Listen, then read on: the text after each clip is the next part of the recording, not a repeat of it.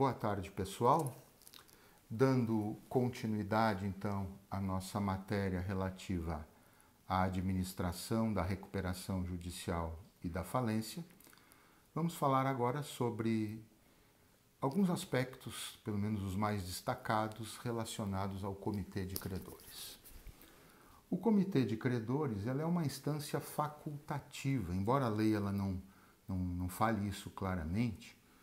Pela leitura do artigo 28 da Lei 11.101, a gente pode perceber de forma muito clara essa facultatividade. Diz assim: não havendo comitê de credores, caberá ao administrador judicial ou, na incompatibilidade deste, ao juiz, exercer suas atribuições. Então, a lei, se ela contempla a possibilidade de não haver, é porque ela deixa, então, aberta essa possibilidade, portanto, gerando uma característica, digamos assim, de facultatividade entre se criar ou não se criar um comitê de credores. O comitê de credores, na verdade, ele é uma instância intermediária que poderá tomar certas decisões, tomar certas atitudes no contexto do processo recuperacional ou falimentar, para que não se precise a todo momento, quando em princípio seria necessário, estar se convocando a Assembleia Geral de Credores para deliberar. Então, o Comitê de Credores ele acaba, em muitas situações, em muitas possibilidades legais, fazendo essa representação da Assembleia Geral de Credores na tomada de decisões relativas à recuperação judicial ou à falência. Tá? Mas, evidentemente, que a Assembleia Geral de Credores ela pode reservar para si a integralidade dessas decisões e não nomear, não designar o Comitê de Credores. Se for designado, se esta for a opção, e esta opção normalmente se dá quando o processo recuperacional ou falimentar ele envolve assim empresas que tenham uma estrutura mais complexa, um maior grau de complexidade nas suas operações, etc. Então aí se torna até interessante. Né? Empresas que têm, por exemplo, uma estrutura mais simples, mais básica, sem maior complexidade, nem sempre vai ser útil, tão necessário assim, o Comitê de Credores. Mas quando, então, a Assembleia Geral entender por bem que deva designar um Comitê de Credores para representá-la nas decisões mais ordinárias, digamos assim, ele deverá ser composto por 4 membros, né? Um representante indicado pela classe de credores trabalhistas, isso está no artigo 26 da lei. Então, um representante indicado pela classe de credores trabalhistas, um indicado pela classe de credores com direitos de garantia ou privilégios especiais, direitos reais de garantia, um representante indicado pela classe de credores quirografários e com privilégios gerais, e um representante indicado pela classe de credores representantes de microempresas e empresas de pequeno porte. Cada uma destas 4 classes indica um titular e 2 suplentes nos moldes do artigo 26. Se por acaso alguma das classes não indicar o representante que lhe caberia, o parágrafo 1º, então, diz que a falta da indicação de representante por quaisquer das classes não prejudica a constituição do comitê, que poderá funcionar com um número inferior ao previsto no caput do artigo. Quer dizer, se uma das 4 classes não indicar, ele pode funcionar com menos pessoas, com 2, com 3 representantes, enfim.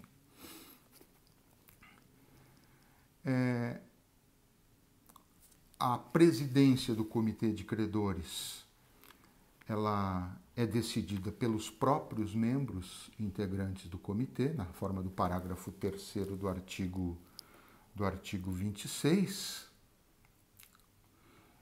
E as atribuições do Comitê de Credores elas são tratadas no artigo 27 da lei. Né? E aí o artigo 27 estabelece duas duas categorias, digamos assim, de atribuições. Nós temos no inciso 1 aquelas atribuições que são comuns à recuperação judicial e à falência, e no inciso 2 nós temos aquelas que são exclusivas da recuperação judicial. Não há, em relação ao Comitê de Credores, atribuições exclusivas do processo falimentar, tal qual havia em relação ao administrador judicial. Então, quais são as atribuições comuns para processo de recuperação e falência? Está no inciso 1 do artigo 27.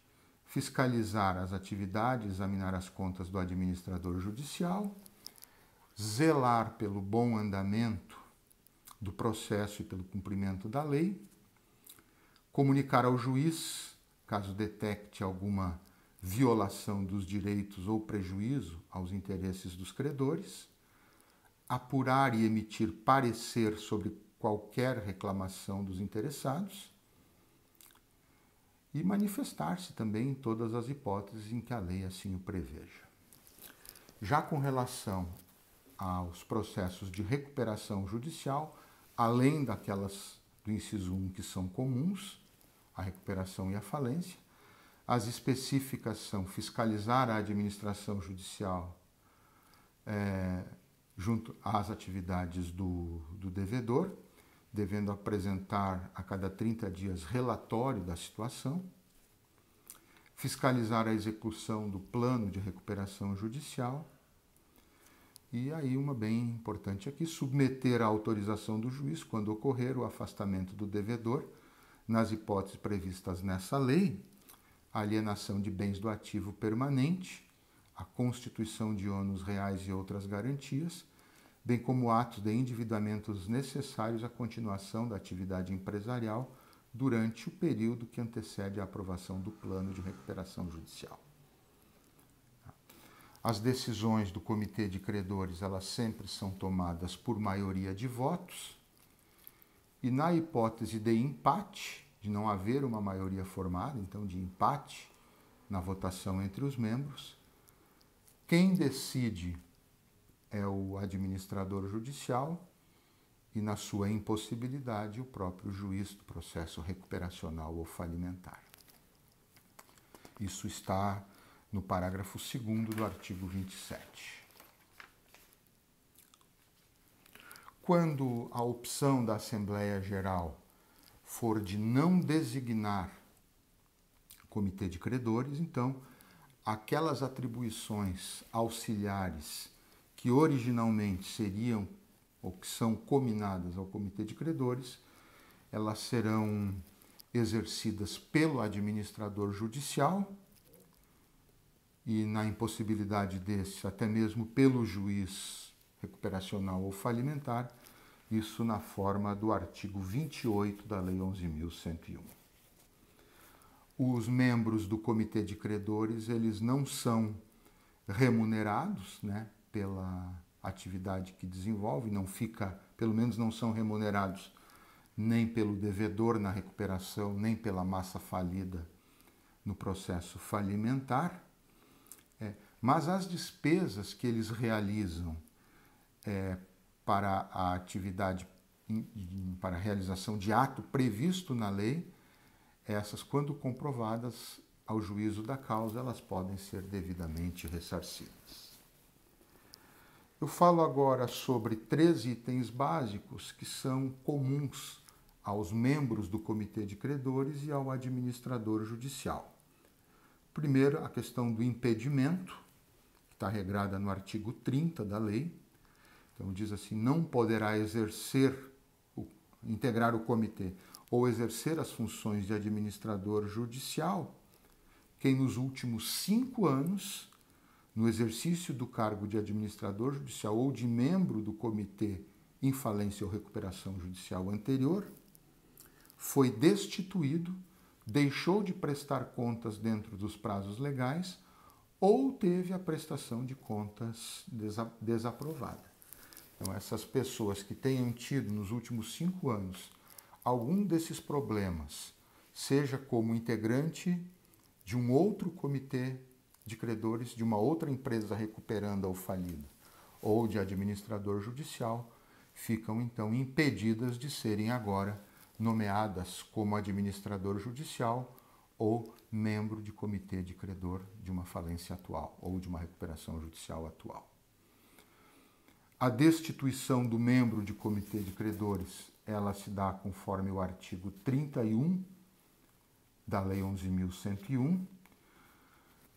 O juiz, tanto de ofício quanto a requerimento, ele pode, de forma fundamentada, determinar a destituição tanto do administrador judicial quanto de qualquer dos membros do comitê de credores, quando ele verificar a desobediência aos preceitos desta lei, da Lei 11.101, descumprimento de algum dever, prática de alguma negligência, algum ato lesivo, digamos assim, às atividades do devedor ou mesmo aos interesses de terceiros. Então, toda vez que, de alguma maneira, o administrador ou membro do comitê de credor atuar de forma indevida, ele pode ser destituído pelo juiz da causa na forma do artigo 31. E, por fim, a questão da responsabilidade por danos, o artigo 32 exatamente fixa isso. O administrador judicial e os membros do comitê de credores responderão pelos prejuízos causados à massa falida, ao devedor ou aos credores por dolo ou por culpa, devendo o dissidente, em deliberação do comitê, consignar sua discordância em ata para eximir-se da responsabilidade. Então, a responsabilidade tanto do administrador judicial quanto de integrante do comitê gestor, ela é sempre uma responsabilidade subjetiva, né? Há que se demonstrar o dano por ele provocado, seja por dolo, seja por culpa. E no caso especificamente do comitê de credores, como a decisão é tomada de forma colegiada, se algum dos credores entender de forma diversa da maioria, ele deve em ata fazer consignar a sua posição, porque só dessa forma é que ele se exime pessoalmente daquela decisão que foi tomada colegiadamente pelo comitê de credores. Em linhas gerais, então, estas são as principais questões na primeira aula relativas ao administrador judicial, agora aqui na segunda relativas ao comitê de credores e mais nessa partezinha final, coisas que são comuns tanto ao comitê de credores quanto aos membros do comitê de credores, quanto ao administrador judicial. É isso, pessoal. Até a próxima aula.